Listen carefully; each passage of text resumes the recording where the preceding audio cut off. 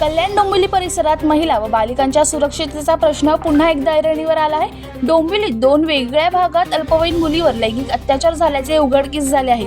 धक्कादायक बाब म्हणजे दोन्ही पीडित मुली गर्भवती राहिल्यानंतर हा सर्व प्रकार समोर आला आहे।